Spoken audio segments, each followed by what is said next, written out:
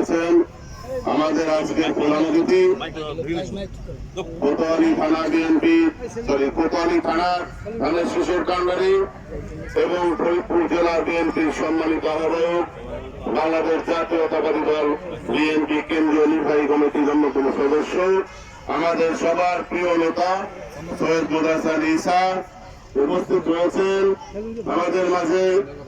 মহানগর বিএনপি আমার জীবনের দেখা সবচেয়ে ভদ্র এবং নম্র ভদ্র রাজনৈতিক ব্যক্তিত্ব আমাদের সেই প্রিয় ওবায়দুল কাদের ভাই উপস্থিত রয়েছেন। ফরিদপুর জেলা যুব দলের সংগ্রামী সভাপতি জনাব রাজীব হোসেন উপস্থিত রয়েছেন। ফরিদপুর তাঁতি দলের সম্মানিত সদস্য সচিব জনাব শাহিদা বেগম উপস্থিত রয়েছেন। ফরিদপুর জেলা মৎস্য দলের সদস্য সচিব জনাব সাইদুর রহমান চুনু ভাই উপস্থিত রয়েছেন। ফরিদপুর জেলা জাসাসের সম্মানিত সভাপতি আমার অত্যন্ত শ্রদ্ধেয় বড় ভাই অ্যাডভোকেট তুমিন ভাই সহ উপস্থিত রয়েছেন আমাদের মাঝে আমাদেরই কৈজুরি কিছু সন্তান, বারবার নির্বাচিত চেয়ারম্যান এবং কোতোয়ালি থানার বিএনপির সাবেক সকল সভাপতি জনাব রৌপল্লী সহ অত্র ওয়ার্ডের মা বোনেরা এবং মুরব্বীগণ সবাইকে আমার সংগ্রামী সালাম ও অভিনন্দন। আসলে বক্তব্য এখানে অনেক বক্তা আছে, তারা দিবে, আমি দুটো কথা বলবো। সেটা হলো, আপনারা জানেন দীর্ঘ 17 বছর আমরা কোনো কথা বলতে পারিনি। আমাদের উপর এই আওয়ামী ফ্যাসিস্ট সরকার বিভিন্নভাবে নির্যাতন করেছেন এবং যারা এখানে বসে আছেন তারা কেউ বলতে পারবেন না যে আমরা কেউ কোনো না কোনো ভাবে অবশ্যই নির্যাতিত হয়েছি।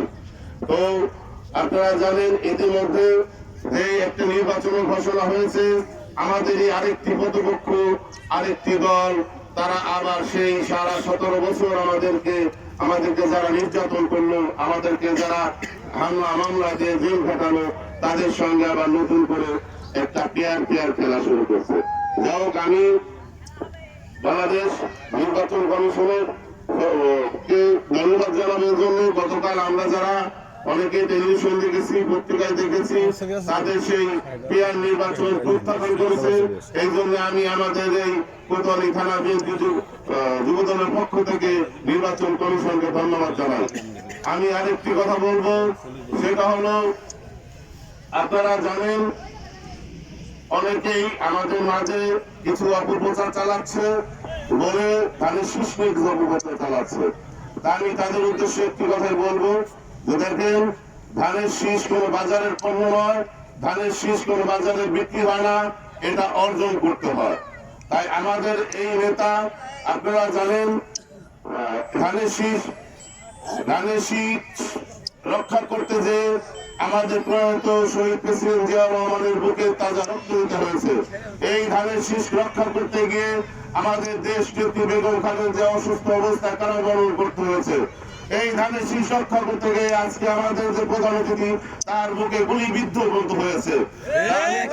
তাদের উদ্দেশ্যে বলবো, আপনারা আসছেন, রাজনীতি করেন, কোনো অসুবিধা নাই, মানুষের মাঝে যান, মানুষকে যদি ভালোবাসা দিতে পারেন এবং প্রথমত আল্লাহ এবং দ্বিতীয়ত আমাদের ভারপ্রাপ্ত চেয়ারম্যান জনাব তারেক রহমান আছেন, ধানের শীষ যাকে দেন আমরা তাদের সঙ্গেই থাকবো, কোনো অসুবিধায় কিন্তু আপনারা কোনো অপপ্রচার চালাবেন না এবং অপপ্রচার থেকে বাইরে থাকবেন সবসময়।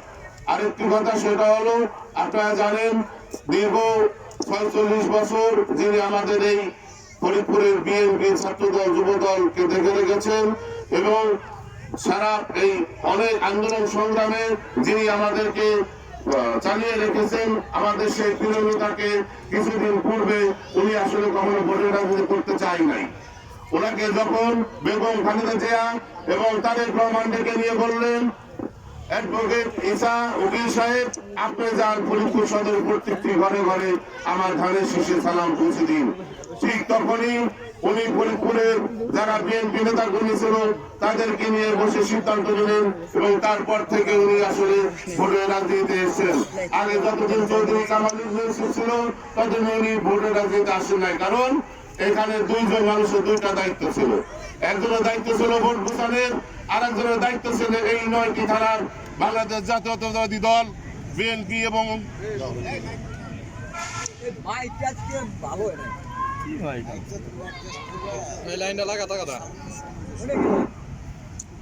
এবং এই অঙ্গ সংগঠনকে দেখে শোনা রাখার জন্য। তাই আমি বলতে চাই, যেহেতু বেগম খালেদা জিয়ার সিদ্ধান্ত, তারেক রহমানের সিদ্ধান্ত, সেই সাথে আমরাও ফরিদপুরবাসী ঐক্যবদ্ধ হয়েছি।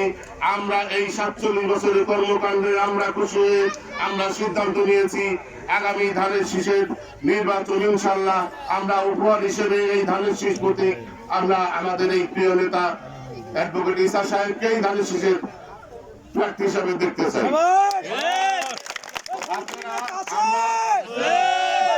যোগ্য প্রার্থী নেতা আছে,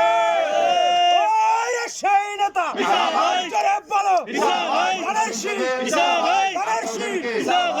আমি কৈজুরি সন্তান হিসেবে আপনাদের উদারতা আহ্বান জানাবো।